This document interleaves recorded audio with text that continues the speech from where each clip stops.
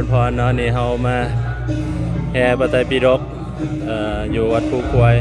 สุพรรณยาโสจันทริกาจันทร์มาหุดรนำนาเนาะ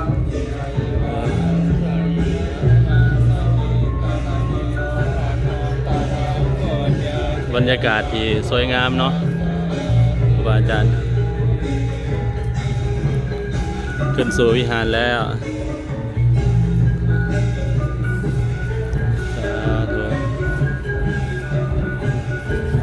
อันนี้คือขบวนพระแม่ครูบาอาจารย์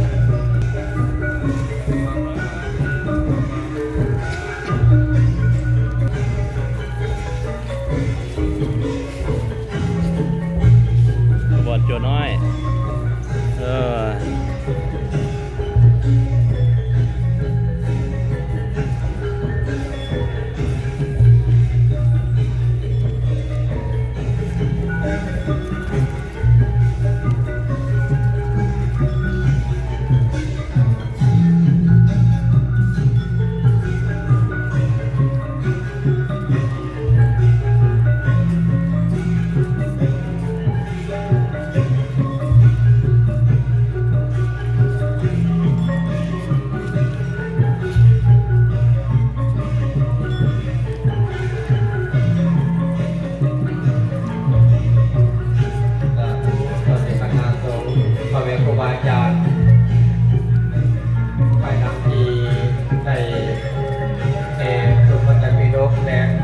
ต่อมาจะเป็นหลังจากขบวนแห่พระไตรปิฎกเราจะเป็นขบวนแห่กฐินเนาะเจ้าภาพกฐินก็เจ้าภาพกฐิน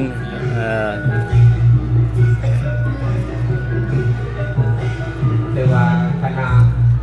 ครูบาอาจารย์และคือว่าหลายตลอดทั้งญาติโยมท่านต่างๆนาดีเฮาก็มาหลายตัวนี่เนาะสาธุโอ้เป็นตัวไทยเพิ่นก็โอ้ธรรมดา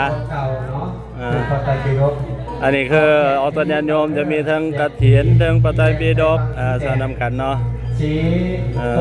มีตัวจำนวนโอ้สาธุเด้อโอ้มีตัวเวียงแก้ว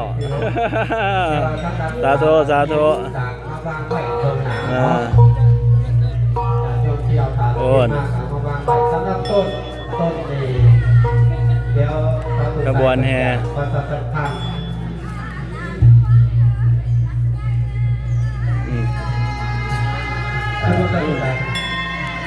โอ้ทางหลังมีสีสันนิมนต์ส้มพุทธส้มอะไรรัชนานิมนต์พระอาจารย์ในพระอุดรรัชนานิมนต์พระอาจารย์ใจนั่งเพื่อนอะไรจะส้มเพื่อนเด้อพระอาจารย์เด้อ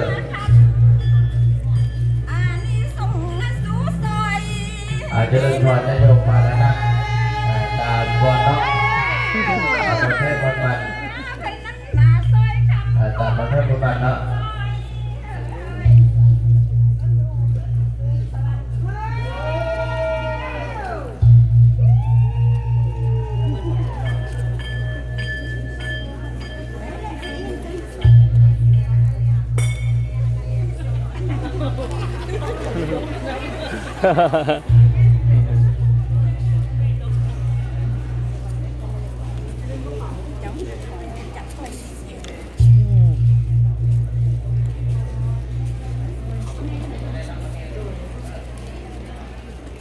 ทีมร้านน้อย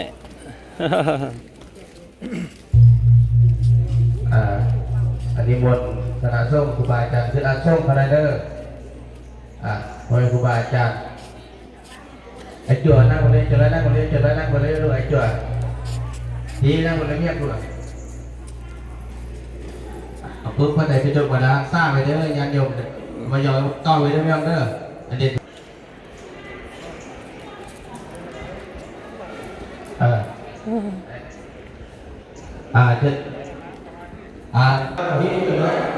อาจารย์เพิ่น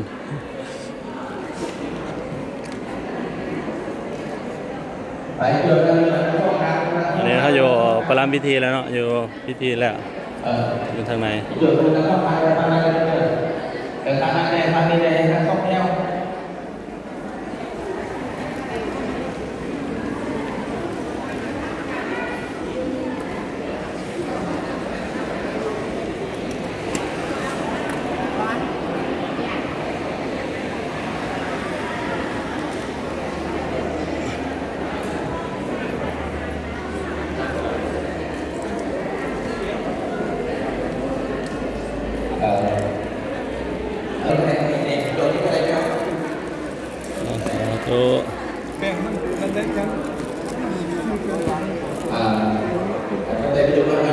ก็อาจารย์ก็จะได้นั่ง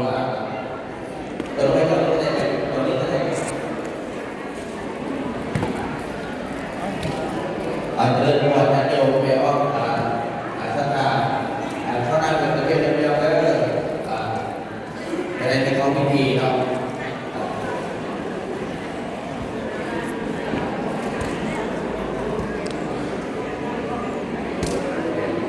จะเชื่อว่าเขาได้ไปได้เรื่อง อาจารย์ใหญ่สาธุจันทรินทร์เจ้าอาวาสวัดภูควายเนาะ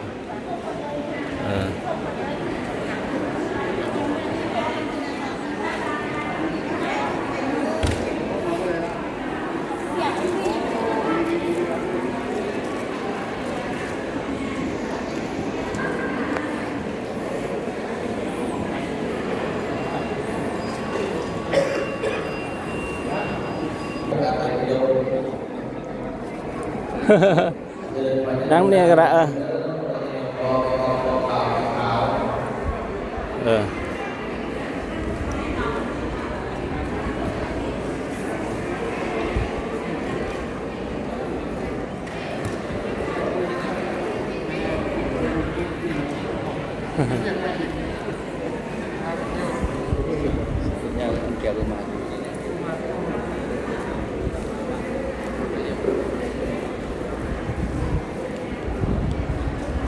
เตรียมนั่นเนาะพระอาจารย์ก็จะนั่งมาแล้ว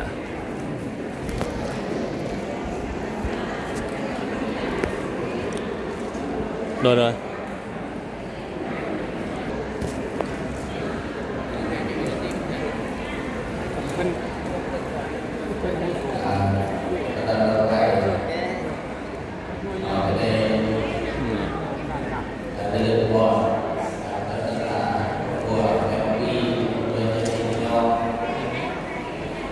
ได้